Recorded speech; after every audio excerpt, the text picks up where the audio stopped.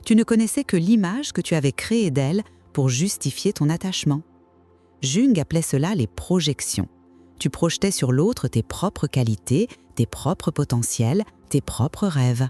Tu voyais en lui le père aimant que tu aurais voulu avoir. Tu voyais en elle l'amie loyale que tu espérais qu'elle devienne. Tu voyais en eux la version idéalisée de ce qu'ils pourraient être si seulement ils guérissaient, grandissaient, évoluaient. Mais ils ne voulaient pas guérir, ils ne voulaient pas grandir, ils voulaient juste que tu continues à porter leur poids émotionnel pendant qu'ils restaient exactement les mêmes. Et maintenant que tu as retiré tes projections, maintenant que tu vois ces personnes telles qu'elles sont vraiment, une question douloureuse émerge. Les as-tu jamais vraiment aimées ou aimais-tu seulement l'idée de ce qu'elles pourraient devenir? Cette question ne vient pas te culpabiliser, elle vient te libérer, car elle te montre que ton amour était peut-être plus attaché à tes propres besoins non comblés qu'à la réalité de l'autre. Prends un moment maintenant, ferme les yeux et répète après moi. Je retire mes projections. Je vois les gens tels qu'ils sont, pas tels que j'aimerais qu'ils soient. Comment ça fait? Effrayant? Libérateur? Les deux? C'est normal, parce que quand tu arrêtes de projeter tes rêves sur les autres, tu dois enfin prendre la responsabilité de les réaliser toi-même. Quand tu arrêtes d'attendre qu'ils deviennent ce dont tu as besoin, tu dois devenir ce dont tu as besoin. Cette solitude que tu ressens parfois depuis que tu as arrêté de pardonner automatiquement, ce n'est pas de la solitude, c'est de l'intégrité. C'est ton âme qui retrouve son territoire après des années d'invasion. Jung disait « La solitude ne vient pas de l'absence de gens autour de vous, mais de l'incapacité à communiquer les choses qui vous semblent importantes. » Eh bien maintenant, tu communiques enfin ce qui t'importe vraiment, ton respect de toi-même. Et tu sais ce qui arrive quand une femme se respecte vraiment? Elle attire automatiquement des gens qui la respectent aussi. Pas parfaitement, pas tout le temps, mais fondamentalement. Elle attire des relations basées sur la réciprocité plutôt que sur le sacrifice. Alors dis-moi, qu'est-ce que tu découvres sur toi-même maintenant que tu n'es plus défini par ta capacité à tout porter? Qu'est-ce qui émerge en toi maintenant que tu as de l'espace pour exister pleinement? Quelle femme découvres-tu sous toutes ces couches de pardon mal placées? Cette femme-là, celle qui émerge maintenant, elle ne pardonne pas par peur. Quand elle pardonne, c'est par choix conscient, par force, par amour véritable pour elle d'abord. Et ça, ma chère, c'est la vraie révolution. Nous voici arrivés au bout de ce voyage ensemble. Et je veux que tu saches quelque chose. Tu n'es pas ici par hasard. Tu n'as pas écouté ces mots par coïncidence. Tu es ici parce que ton âme était prête à entendre cette vérité. Il y a une femme en toi qui attendait depuis si longtemps qu'on lui donne la permission d'exister pleinement. Cette femme qui sait dire non sans s'excuser. Cette femme qui peut aimer sans se perdre. Cette femme qui comprend que pardonner n'est pas une obligation, mais un choix conscient qu'elle fait quand et comme elle le décide. Aujourd'hui n'est pas la fin de ton histoire, c'est le portail vers ta renaissance. Jung disait « Votre vision devient claire lorsque vous regardez dans votre cœur. Celui qui regarde vers l'extérieur rêve, celui qui regarde vers l'intérieur s'éveille. » Tu t'es réveillée, ma chère, et ce réveil, même s'il fait mal parfois, c'est le plus beau cadeau que tu puisses t'offrir. Quand une femme arrête de pardonner automatiquement, elle ne ferme pas son cœur, elle l'ouvre enfin à ce qui le mérite vraiment. Elle ne devient pas cruelle, elle devient authentique. Elle ne perd pas l'amour, elle trouve enfin l'amour véritable, celui qui commence par l'amour de soi. Le vide que tu ressens parfois, c'est l'espace où ta vraie vie peut enfin commencer. C'est le terreau fertile où la femme que tu es vraiment peut enfin fleurir. Tu n'as plus besoin de prouver ton amour en t'effaçant. Tu n'as plus besoin de justifier ta valeur en portant les autres. Tu n'as plus besoin de négocier avec ce qui te diminue. Car tu as découvert le secret que peu connaissent. Quand tu arrêtes de pardonner par peur, tu commences enfin à aimer par choix. Et cet amour-là, cet amour qui vient de la plénitude plutôt que du manque, c'est le plus puissant de tous. Alors maintenant, je te demande quelque chose. Si ces mots ont résonné en toi, si tu sens cette transformation s'opérer dans tes cellules, écris dans les commentaires « Je suis mon propre refuge et je ne dépends plus de personne pour exister ». Écris-le même si tu n'y crois pas encore complètement. Écris-le pour que ton inconscient comprenne que quelque chose a changé. Écris-le pour toutes les autres femmes qui liront et qui reconnaîtront leur propre voyage dans tes mots. Et maintenant, je te laisse avec cette question qui n'a pas de réponse toute faite, cette question que tu porteras avec toi comme un talisman. Si tu savais que tu ne peux plus jamais être abandonné parce que tu ne t'abandonnes plus toi-même, qui deviendrais-tu? Tu es courageuse d'être arrivée jusqu'ici. Tu es courageuse de regarder en face cette vérité que beaucoup fuient. Tu es courageuse de choisir ton authenticité plutôt que le confort de l'illusion. La magie a déjà commencé. Tu la sens, n'est-ce pas? Dans tes cellules, dans ton souffle, dans cette nouvelle façon de te tenir dans le monde. Tu es en train de naître à toi-même et c'est sacré.